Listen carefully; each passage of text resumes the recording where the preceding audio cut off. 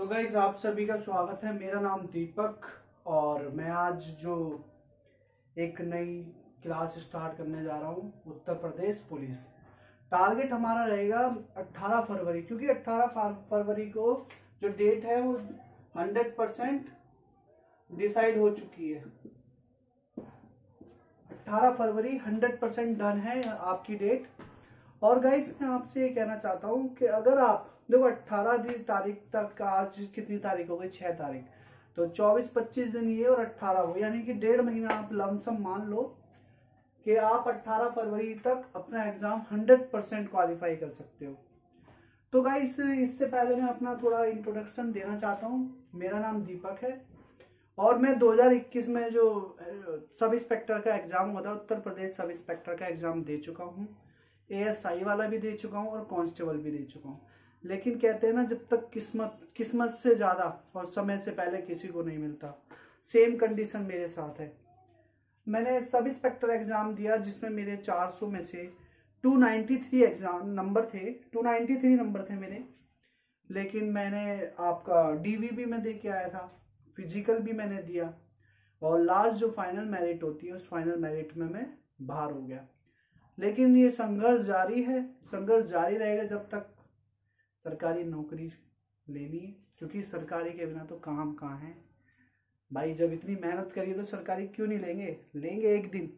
जिस दिन हमारा टाइम आएगा उस दिन हमें सरकारी नौकरी ही मिलेगी। तो गाइस मैं आपको समझाना चाहता हूँ कि मैं सिर्फ इतना कहना चाहता हूँ, मैं आपको सिर्फ कुछ किताबों के नाम बताऊंगा। आपको सिर्फ उन्हीं किताबों पर टारगेट बना के चलना है और 100% आप उत्तर प्रदेश पुलिस का एग्जाम क्वालिफाई कर लोगे। जैसे मैंने ASI भी दिया था, आपका असिस्टेंट सब इंस्पेक्टर, ठीक है। ASI जो होता है उत्तर प्रदेश में O लेवल के इक्विवेलेंट आता है। तो मेरे पास O लेवल तो नहीं था, मेरे पास मैंने PGDCA कर लिया था रेगुलर। बट PGDCA में क्या हुआ कि उन्होंने एक नोटिस दिया कि जिस बच्चे ने PGDCA कर रखा है उस पर 12th में साइंस साइड होना कंपलसरी है, जिसकी वजह से मैंने DV स्किप कर दिया था और उसमें मेरे मार्क्स 400 में से 320 समथिंग थे। तो और मैंने कांस्टेबल के भी एग्जाम दिए हुए हैं 2018 में, बहुत एग्जाम दे रखे हैं, क्वालिफाई भी कर रखे हैं। लेकिन क्या कहा मैंने, किस्मत से ज्यादा और समय से पहले किसी को नहीं मिलता। सेम कंडीशन मेरे साथ भी है। तो कोई बात नहीं दोस्त, मैं संघर्ष मेरा जारी है और मैं चाहता हूँ आपका भी संघर्ष जारी रहे। जिन बच्चों को ये मौका लास्ट बार मिला है और जिन बच्चों को ये मौका पहली बार मिला है, मेरी आप सभी से प्रार्थना है कि इस मौके को ना जाने दे, क्योंकि मैं इस मौके से बाहर हो गया हूँ। मैं समझ सकता हूँ अगर मुझे इसमें मौका मिला होता तो आज मैं कोशिश करता, पूरा 100% इस एग्जाम को देता। लेकिन क्या करूँ, हम जनरल हैं तो जनरल में एज 23 थी पिछली बार, अब इन्होंने 23 से 22 करी। 22 के बाद तीन साल का इन्होंने रिलैक्सेशन दिया है, लेकिन जिससे मैं बाहर हो गया। मेरी एज जो थी 26 हो गई।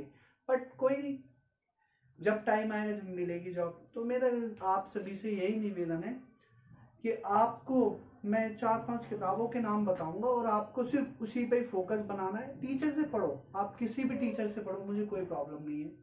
टीचर से पढ़ो, मैं कुछ बताऊंगा मुझसे पढ़ो, कोई दिक्कत नहीं, किसी से भी पढ़ो। लेकिन किसी एक पर भरोसा मत करना दोस्त, क्योंकि उत्तर प्रदेश का जो एग्जाम है वेरी डिफरेंट है। क्योंकि इसमें कुछ भी कहीं से भी कुछ भी पूछ लिया जाता है। नॉर्मल एग्जाम की रीजनिंग और इस एग्जाम की रीजनिंग में बड़ा डिफरेंट होता है, क्योंकि इसका कोई सिलेबस ही नहीं है। सिलेबस दे रखा है लेकिन सिलेबस के थ्रू वो नहीं पूछते। जैसे मैथ दे रखी है 37 क्वेश्चन की, लेकिन नहीं पूछते। लेकिन इस बार पता नहीं, पूछ भी सकते हैं और नहीं भी पूछ सकते। लेकिन हम क्या करेंगे, हम पूरा सिलेबस थ्रू चलेंगे। और आपको एक चीज और मैं बताना चाहता हूँ कि आपको टेस्ट जरूर देने। सबसे बढ़िया जो टेस्ट बुक है, टेस्ट बुक सबसे बेस्ट है, क्योंकि मैंने हर किसी के एग्जाम टेस्ट लिए थे लेकिन उसके कोई बेनिफिट नहीं आया, क्योंकि कोई ना कोई क्वेश्चन गलत मिल ही जाता है। लेकिन टेस्ट बुक 100% श्योरिटी के साथ दो। और 100% मतलब टेस्ट बुक का ऐसा है, अगर आप जितने ज्यादा टेस्ट दोगे उतनी आपकी प्रैक्टिस हो जाएगी और एक टेस्ट आपका पूरा सिलेबस कंप्लीट करता है। तो मेरा आपसे यही कहना है कि आप मेहनत करो, संघर्ष करो। देखो संघर्ष जारी रखो, होना ना होना वो बात की बात है। आप अपना 100% दो, किस्मत में है, मेहनत काम आई तो आप 100% लग जाओगे आप, लेकिन संघर्ष पूरा जारी रखो। तो गाइस मैं आपको बताना चाहता हूँ, जैसे हमारा 18 फरवरी का एग्जाम है, तो 18 फरवरी में हमें कैसे क्या करना है। सबसे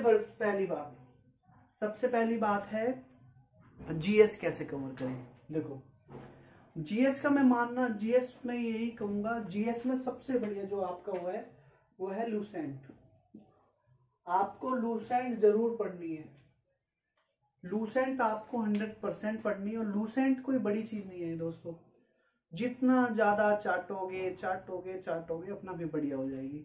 तो लूसेंट जरूर पढ़नी है, पहला लूसेंट हो गया। इसके बाद दूसरे नंबर पे हम आ जाएंगे उत्तर प्रदेश जीके, ठीक है। दूसरे ऑप्शन पे उत्तर प्रदेश जीके। उत्तर प्रदेश जीके के मैक्सिमम 3 क्वेश्चन भी आ सकते हैं, 4-5 समथिंग ऐसे ही आ सकते हैं। और उत्तर प्रदेश जीके में अगर वो पूछता भी है तो 3 क्वेश्चन, अगर 5 क्वेश्चन पूछता है तो 3 क्वेश्चन क्या करेगा, वो इजी पूछ लेगा। इजी मतलब लोकसभा सीट, राज्यसभा सीट, ठीक है। और फर्स्ट सीएम, उत्तर प्रदेश का फर्स्ट सीएम पूछ लेगा, फर्स्ट गवर्नर पूछ लेगा, यही पूछता है। और बाकी थोड़ा 2-3 क्वेश्चन डीपली चला जाता है तो इट्स ओके, आप कितना ही पढ़ लो। तो अगर जीएस उनने पार कर दी तो फिर सभी एक जैसे हैं। तो लूसेंट हो गई, यूपी जीके हो गई। हमारा तीसरी चीज जो है करंट अफेयर।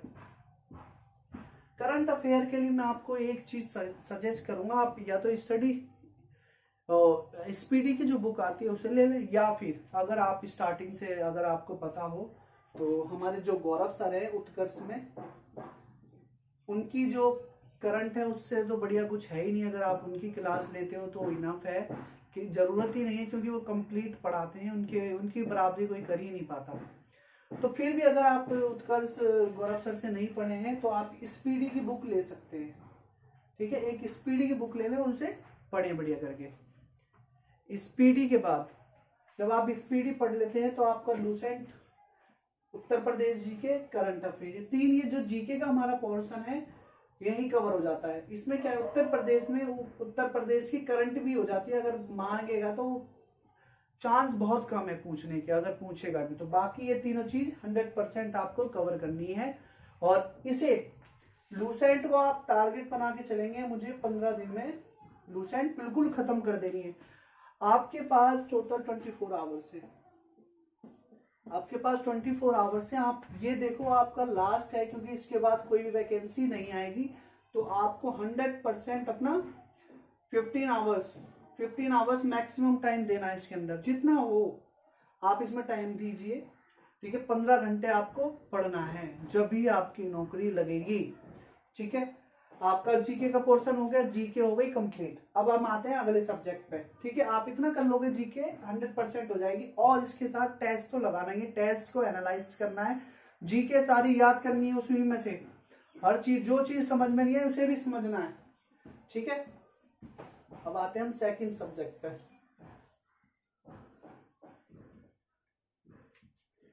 सेकंड सब्जेक्ट है हमारा हिंदी।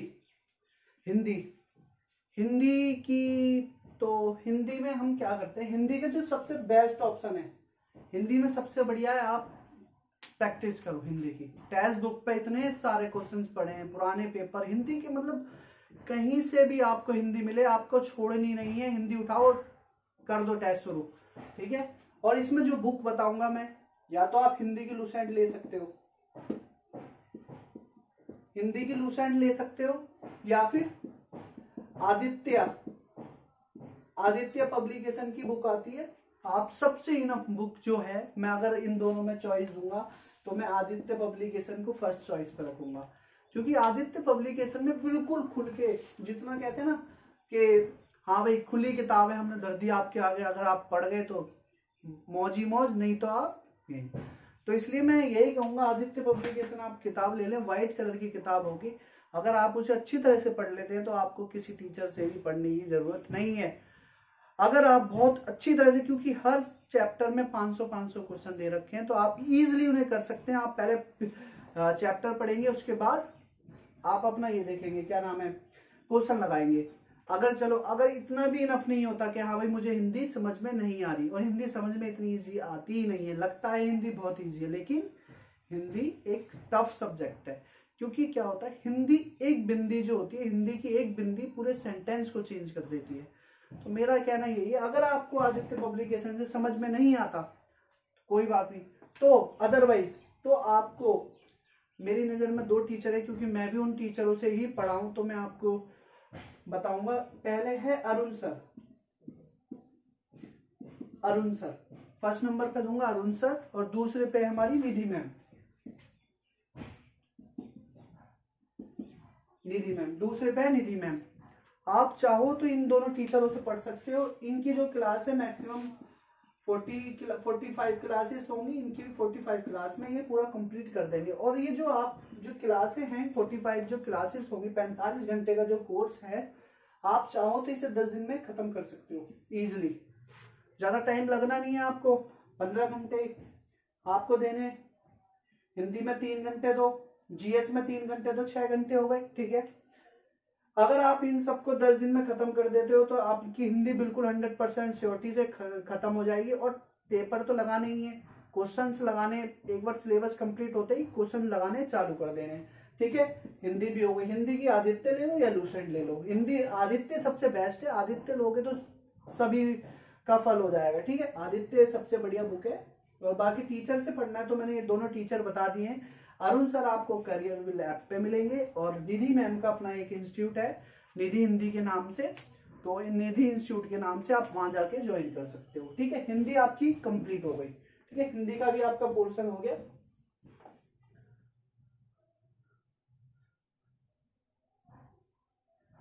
तीसरा आता है हमारा रीजनिंग।